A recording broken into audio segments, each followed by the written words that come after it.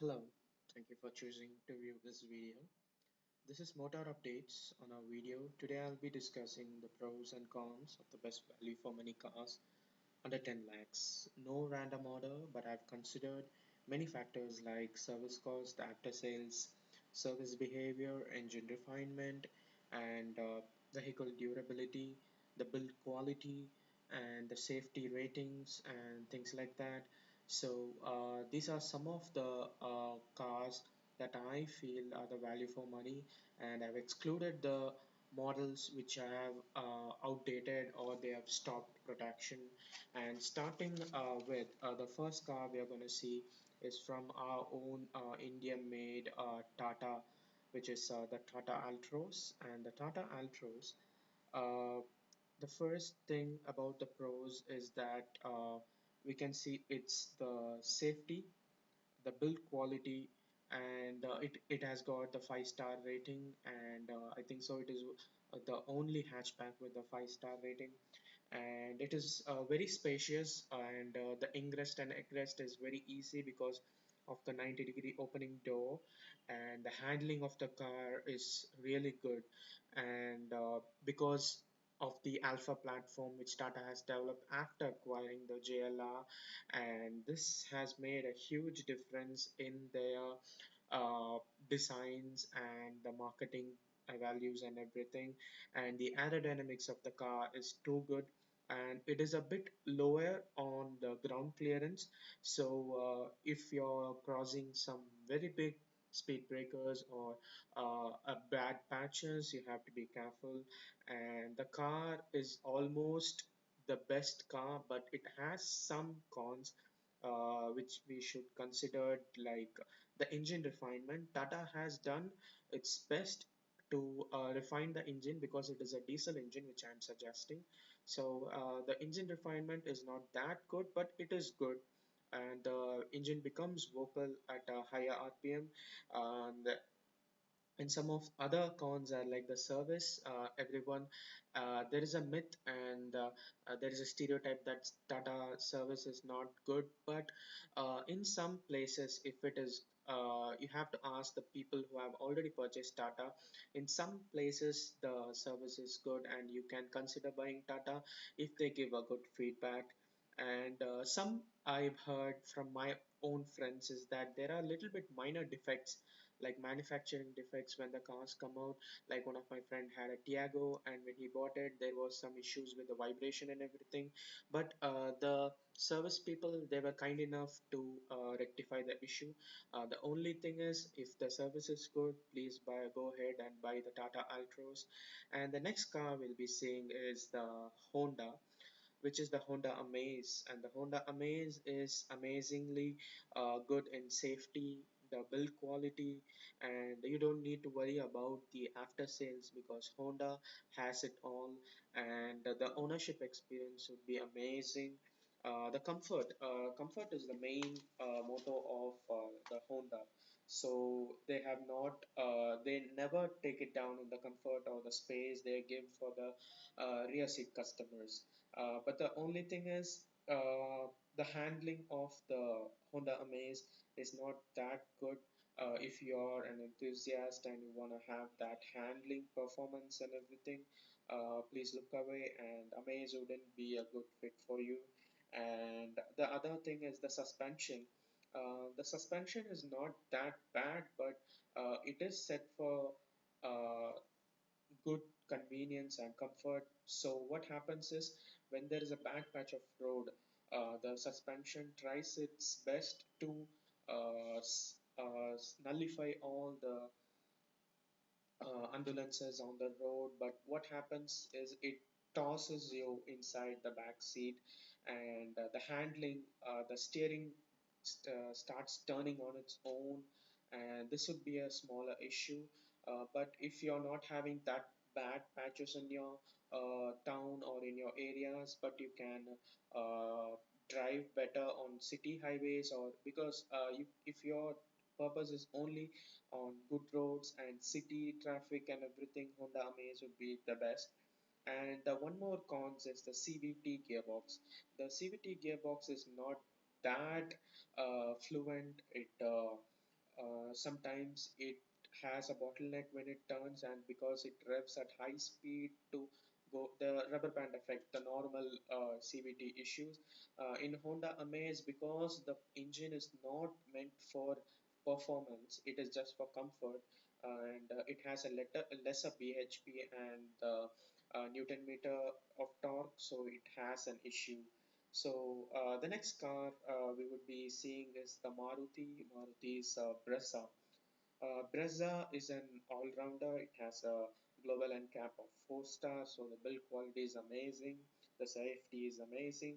The engine is really good because the engine is punchier, and the space and comfort in the rear seat and the front seat and the driving comfort is amazing.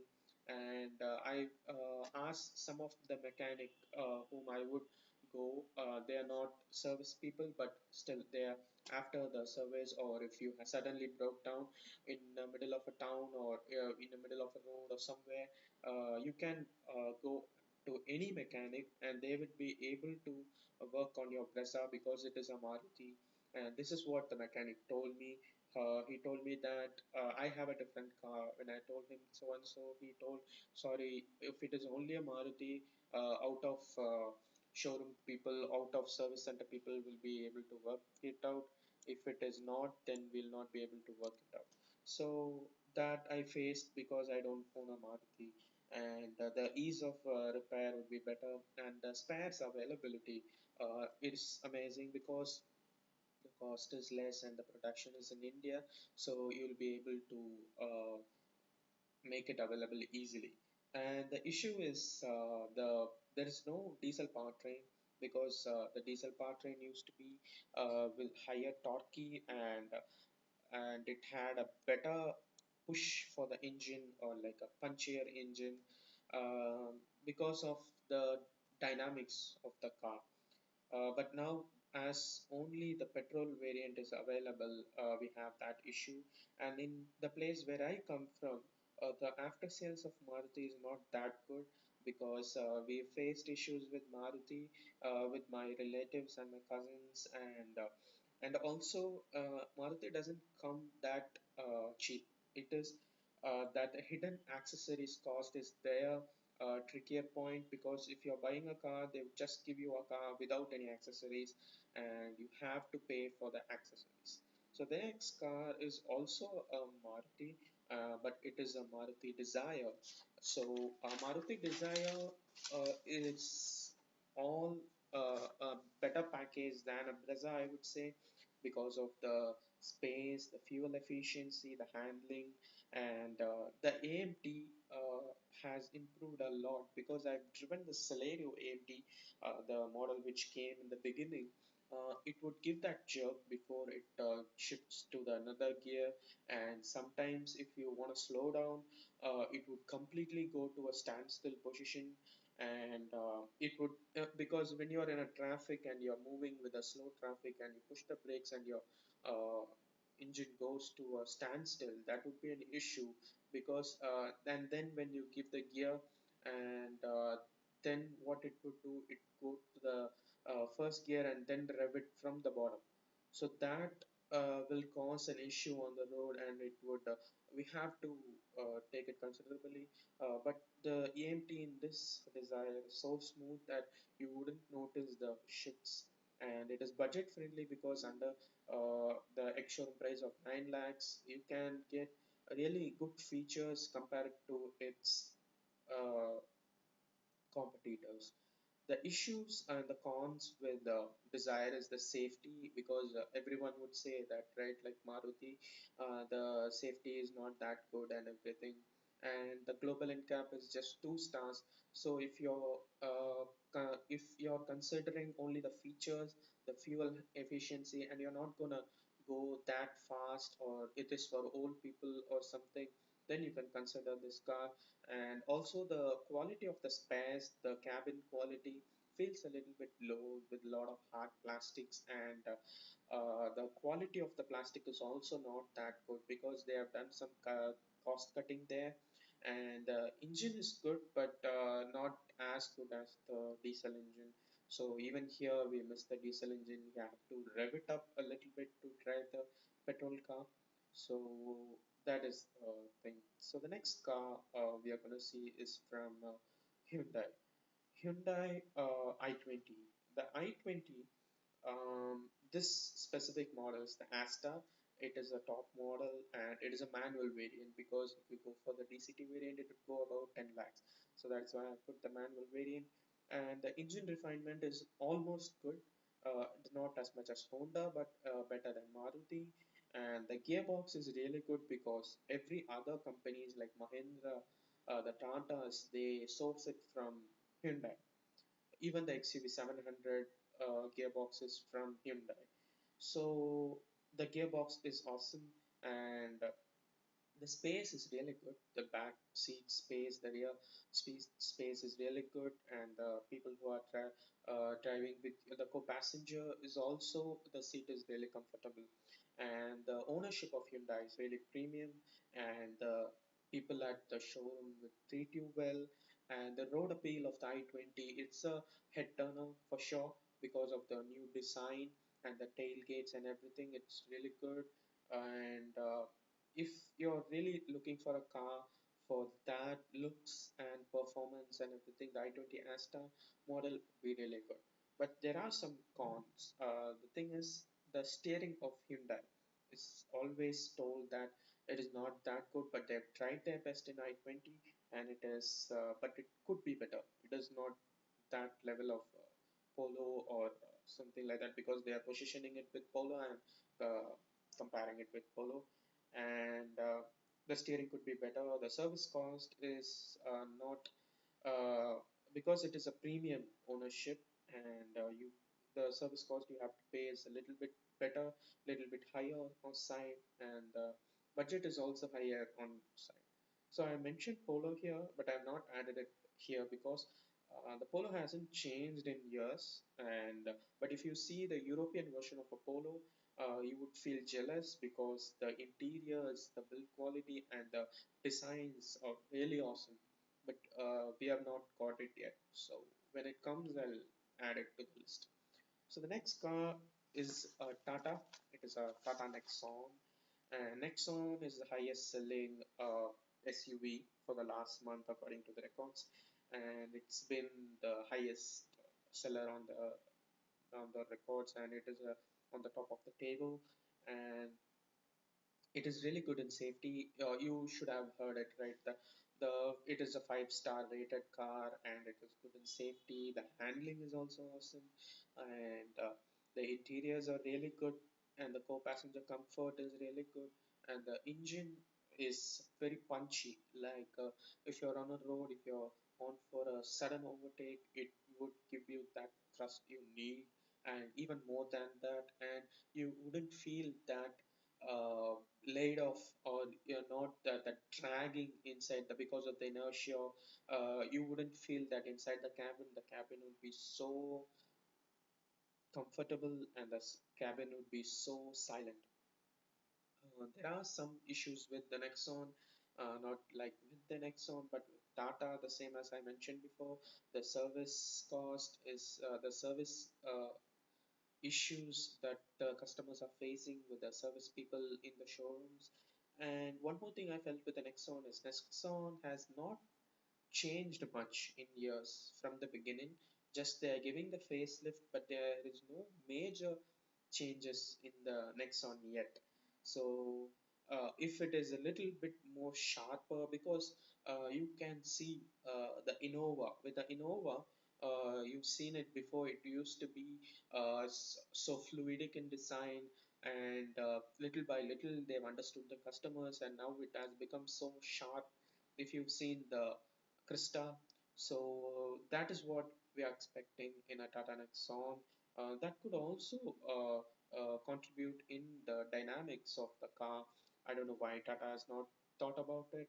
And more features have been added by the competitors. Like if you consider Sonnet and everything, the features offered as because they are on the same page, but Tata has to offer more features. So the next car we're going to see here is the S Cross. The S Cross, S-Class is really the one of the premium cars of Nexa platform. Like it is a Maruti, but it is in the Nexa platform, so it is one of the premium cars. The cabin quality is awesome. The build quality is awesome. It has got the four-star rated Euro in cab, and the even the thud effect. You can hear the thud effect of the bonnet and also the doors. So it is really good. The premiumness you feel, it is very plush and premium inside, and the rear seat comfort is really good, and the rear seat comfort is really good, and you can have a better uh, view of the driver. Like the driver can have a better view of the road when it is because of the DRLs, the daylight DLRs and the openings. So that is a better car, and the rear seat comfort is awesome, and the rear seats are really comfortable, and the people can just for long drives and everything, you can sit back and relax, and that's how Nest process, and it is really good for people who love space and comfort. But the cons are the engine is not so powerful. You have to rev it up always when you're driving. So revving also takes in a lot of fuel, and the petrol engine we miss the diesel engine, and the petrol engine is not that powerful. It is because in other countries we can see they have 1.6 liter, but here it is 2 less, and the bhp and the torque is really less, so we have to rev it always. And the aerodynamics, it is very bulky, so it doesn't have that aerodynamics to cut the air, and it is just a 5 speed manual transmission, and so that is also the issue we've been facing in this. And so the next we're going to see the star, the Sonnet. So the Sonnet, uh, the pros of Sonnet, obviously the feature, it has a lot of features, and it has the sunroof, and this specific variant is an IMT variant. So IMT gearbox is really good, and it gives you the fuel efficiency of manual gearbox in automatic gearbox. Still, the automatic gearbox is not that different from a manual gearbox because of the 6 speed, but still there are a little bit of higher end when you compare IMT, because you can decide your gear. So from a manual driver to an IMT, it would be awesome because you don't need to use a left leg. So and also they give you turbo engine. Turbo engines increase your efficiency, increase your power, increase your the little bit of torque. The torque is near to a diesel engine, and the PHP is always good because it's a petrol engine, and so handling is really good. I've driven it on road.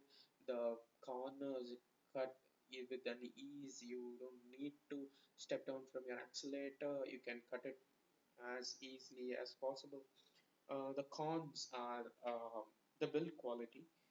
The build quality is not that good because I've seen my friend who owns a Seltos. What happened was each and every time he takes his car out, he would say that little maybe it is a moped or a bike or person or little like even a smaller bikes, even when they touch the car there is a dent. So maybe the build quality or the safety ratings does not directly affect you, but in this ways it might affect you because the dents would cost you much more. And the main issue here is the waiting period. This specific variant would have you wait for 6 months, and that is the minimum number of period. So the next car is the twin of the Sonnet, which is the Venue. The Venue, the pros of Venue, here I've considered the diesel engine.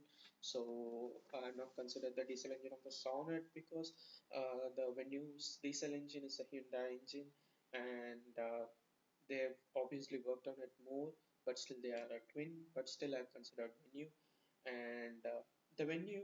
is good. It gets a 1.5 CRDI diesel engine and it looks premium.